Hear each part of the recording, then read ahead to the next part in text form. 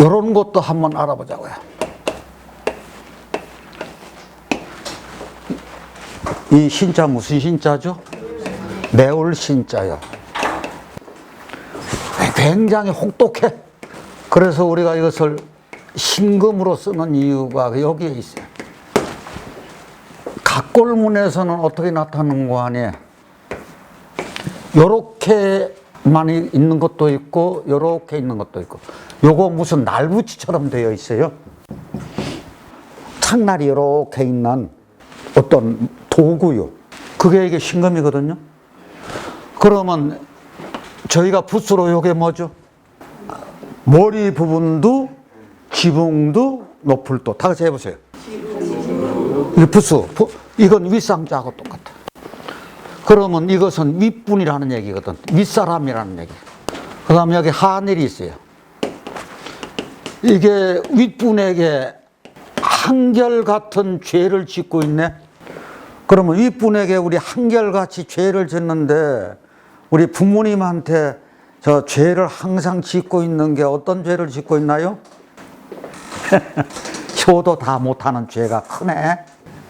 나도 모르게 그런 죄를 짓고 있어요. 그 다음에 요게 창날이 요렇게 두 개 진 어떤 도구라. 그게 이제 요것이 이게 범할 깐자야. 범하다 얘기. 그러면 윗분에게, 윗사람에게 한결같은 죄를 범했어. 그러면은 이게 뭔고 하니? 이게 죄인이네요. 그래서 저 신자가 들어가면 항상 무엇과 관계되는 뜻의 글자가 오더라? 죄인과 관계되는, 죄라든지 죄인과 관계되는 뜻의 글자가 오더라. 그러면 이게 무슨 얘기냐? 죄 지은 사람에게, 죄 지은 사람의 머리에다가 날카로운 도구로, 칼로, 노자면 노, 종노자면 종노자, 이마에 팠어. 파고 거기다 먹물을 들여. 그러면 그 먹물 들은 게 평생 가는 거죠. 지금 만약에 옛날처럼 그렇게 형벌을 받았어. 문신을 했어, 여기다가. 그것도 얇게 하는 게 아니라 깊게 했어. 이거 현대의학이 아무리 발달됐어도 그거 없앨 수 있나요? 못 없애요. 먹물 들인 거는. 그래서 그걸 가지고 우리가 자자라 그래요. 다시 자자. 찌를 자, 글자자. 종로자라든지 아니면 계집종 비라든지 그런 이게 자자를 했어. 그래서 이게 평생 가게 만들어. 그래서 그렇게 날붙이로 한다 그래서 이게 금으로 가차됐을 거다. 그럴 때 그게 얼마나 머리에다 새기는 거니까 이게요. 어떤 경우는 여기다 새겼어요. 여기다 새기고 여기다 새기고 남이 볼 수 있게. 그게 얼마나 혹독하냐, 얼마나 고통스럽냐는 그런 얘기지. 자, 그렇다고 하면은 이것이 신금으로 가차된 것은 알겠죠. 그런데 우리 옆길로도 가끔 빠지기도 해야 돼요. 정석으로 가면 재미가 없어서. 그래서 좀 재미있자고 옆길로 살짝 한 번만 빠져보자고요. 우리 라면 중에서 최장수하는 라면이 뭡니까? 신라면이에요. 저는요, 저 왜 이 신라면에 그렇게 라면 중에서 최장수를 할까? 네. 가끔 가다가 그거를 이제 질문하고 나 혼자 웃고, 그러니까 미친 사람 따로 있는 거 아니요? 일반적인 이야기를 제가 한번 얘기해 볼게요. 우리 매운맛은 우리 한국인의 입맛에 맞아요, 안 맞아요? 맞아요. 매운맛은요, 서구 사람들이 이짝 사람은 못 먹어요. 그 사람들은 매운맛을 그렇게 못 먹어서 덩치만 컸지 지구력이 엄청나게 저하된대요, 없대요. 고초당초 맵다고 저희 한국인들은 키는 작아도 그렇게 탕 차다네요. 매운맛이 폐기를 길러가지고 기운을 나게 하는 거니까. 그게 이제 학계에서 보고된 바거든요. 이게 매운맛이 우리 국민들이 맛이라. 최근에도 제가 라면을 종류별로 몇 가지 해서 사갔더니 우리 집 식구가 그래요. 다음에는 신라면 사가지고 그래요. 이게 우리들 입맛에 맞아서 그래요. 우리 신금이 요게 우리가 금이라고 하는 게 자자하는 글자라 그랬죠. 이게 날붙이로 이 신금으로 자자를 하면은 이 자자한 것이 평생 간다 그랬죠. 그러면 평생 먹을 거네 이것도. 신라면이. 그런데 이게요 신금이 그렇게 간다고 하면 신라면 보자고요. 우리 이게 아까도 말씀드렸지만 이 신자가 과일로는 완숙됐다 그랬죠. 그리고 보속으로는 완성됐다 그랬죠. 과일로는 완숙이 됐고 완성체라 보속으로는 완성된 보속 중에서 가장 값 나가는 보속이 뭐죠? 곡식이라 그랬어요. 그러면 신라면이 라면 중에 완전한 음식이라는 얘기. 이렇게도 생각해 봤어요. 자, 제 생각이 틀리지 않다면 박수 한번 해주세요. 그러면 내가 신라면 홍보대사요? 이런 발상들을 계속해서 하시는 것이 이제 나의 그 세계를 넓히는데 저는 굉장히 중요하다고 보거든요. 그래서 이런 발상을 지속적으로 하셔야 돼요. 이게요 명리에도 굉장히 도움이 됩니다. 저희 신라면이 농심 거잖아요. 네. 농심하고 연결을 좀 해주시면. 자, 그러면 초코바이 정자는 우리 세계인들이 좋아하는 정자는 어디서 나온 거예요? 예? 아니 이게 어떤 회사에서 나온 거냐고. 오리온에서 나온 거잖아요. 오리온은 별 이름이죠. 별자리 이름이에요. 그러니까 그 별자리가 안 비치는 데가 없다고요. 세계를 비춰요. 그런데 그 밤하늘의 별자리를 보면은 저 마음에 어때요? 별 하나, 나 하나, 별들, 나. 그것처럼 총이 생겨요. 그래서 그것도 그 회사 명칭하고 이게 저는 그 잘 말씀하셨어요. 그런데 이게 농심에서 나온 거요. 근본이 몽고하니 농사입니다. 이걸 근본으로 해. 지금 아무리 발달돼 있다 그래도 앞으로는요, 이 곡물 전쟁이라 그러더라고요. 그래서 이게 가장 중요한 거예요. 그 다음에 뭐가 붙는 거 아니, 심자가 붙죠.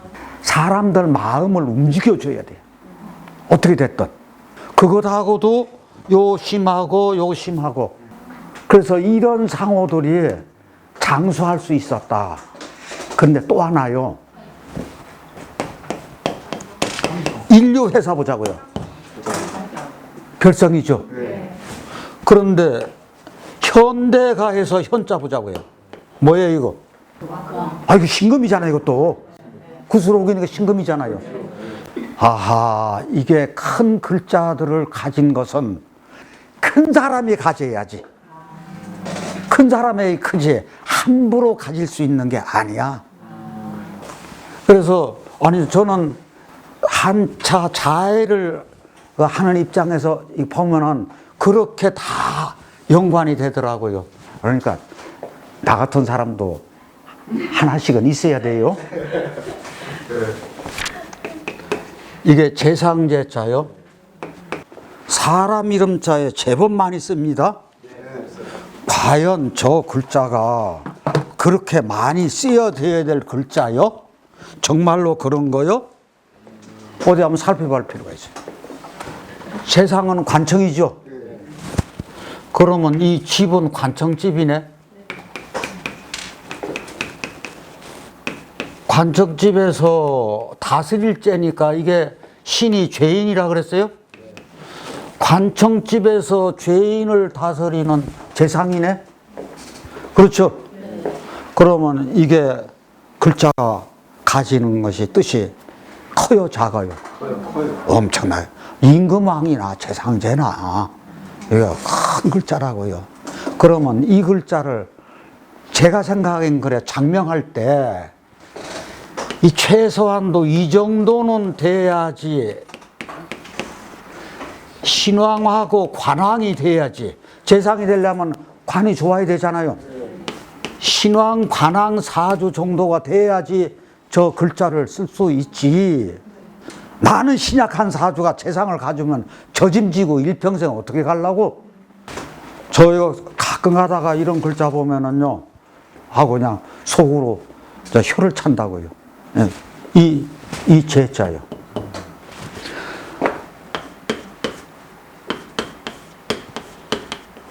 이게 찍기 제자인데, 잔재라 그래서, 잔재되어 남은 터에 이루고 또 이루어 할 때 이게 잔재죠. 그때는 이게 물수에다가 플러스 요 글자가 여기선 다스릴재로 해야 하면 되겠죠. 저게 찍기라 그랬으니까 음식물을 다스려요. 음식물을 조리하는 거네요. 그 음식을 조리할 때 그 물 밑에 쌓이는 게 뭐예요? 찍기라고요. 저런 찍기죄는 사람 이름자 있으면 안 되겠죠. 그런데 이런 이름자는 굉장히 귀하게 쓸 수 있는 이름자예요.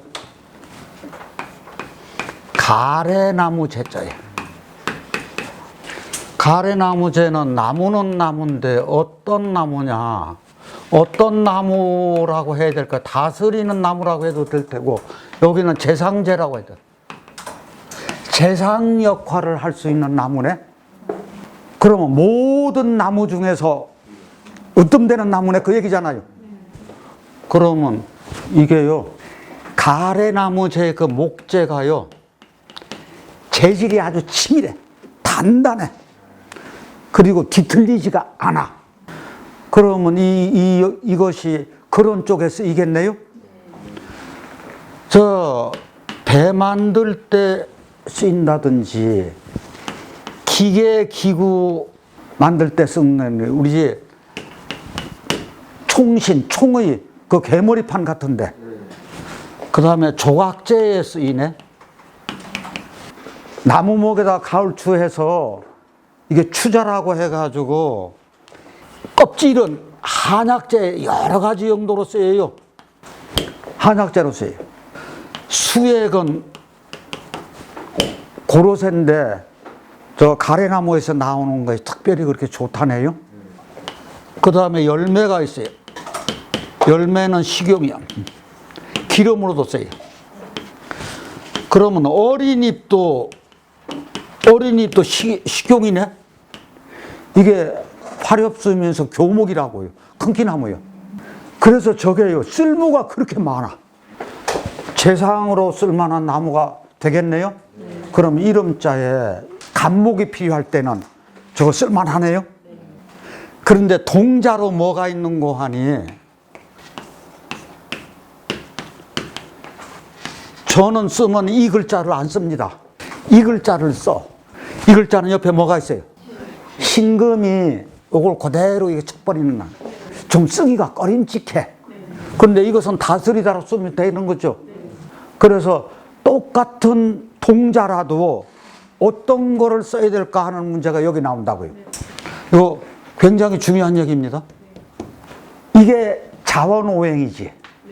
자원오행을 할 때 글자가 이게 저 간목 중에서 이런 나무는 굉장히 귀히 쓸 수 있는 나무입니다. 요것도 죄인이고 요것도 죄인이요. 그러면 두 죄인이네요. 두 죄인끼리 지금 뭐 해요? 아이, 치고받고 싸움박질 하잖아요. 이게 죄인 송사할 변이라. 내가 옳으네, 네가 옳으네 하고 서로 싸움박질 하는 거라고요. 네. 그런데 여기 선칼도가 있네, 칼이 있네요. 이게 분별할 변, 판단할 변. 두 죄인이 있어요. 두 죄인이 말다툼하는 것을 칼로 자르듯이 분명하게 시비를 가려서 분별해줘. 네. 그렇게 판단해줘야 돼. 그러면 이것은 그 판단해주는 사람 눈이 밝아야 돼요, 안 밝아야 돼요? 밝아야 돼요. 누가 잘했는지 잘못했는지를 금방 알아야 돼요. 내가 남한테 속은 것을 내가 분하다고 생각하면 돼요, 안 돼요? 내가 그 사람의 상대방의 말에 속아나면 내가 잘못이지. 내가 그래서 밝은 눈을 가져야 된다고요. 이게 변별력이라고. 예. 그래서 저희요, 저거 벌써 말하는 거 보니까 저거 사기꾼 기질이 농후하네 하고 얼른 판단을 해야죠. 아닌가요? 그렇게 얘기하면서 나도 현혹이 잘 되거든요.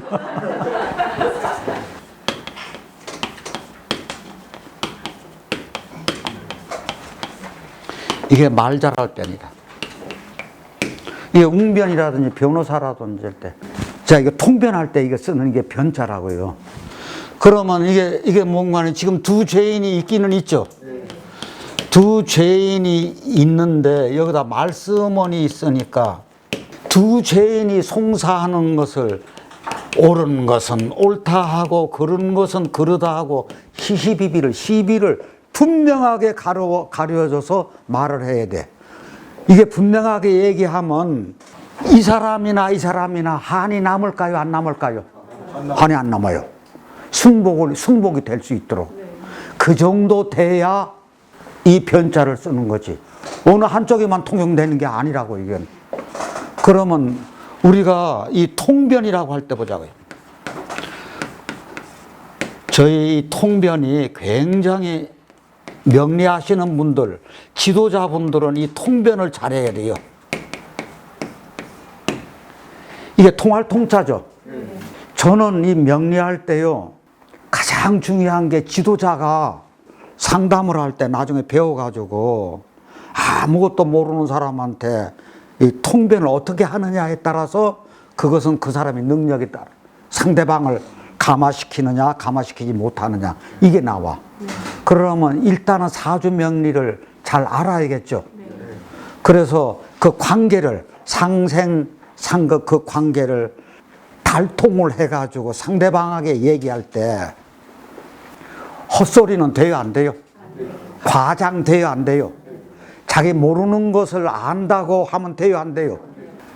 저는 이걸 이심전심이라고 보거든요. 내가 진실된 마음을 가지고 진실되게 이야기를 하면은 그러면 그 사람 눈높이에 들어가야죠. 같이 들어가줘야 돼요. 내가 위에 서서는 절대로 이게 소통이 안 돼요. 그래서 나와 너가 이게 기본을 내가 이제 사주명리 이런 것은 잘 알지만 나와 너가 이심전심으로 통해야 돼요. 그랬을 때 상대방이 나하고 같이 통화가 돼버려요.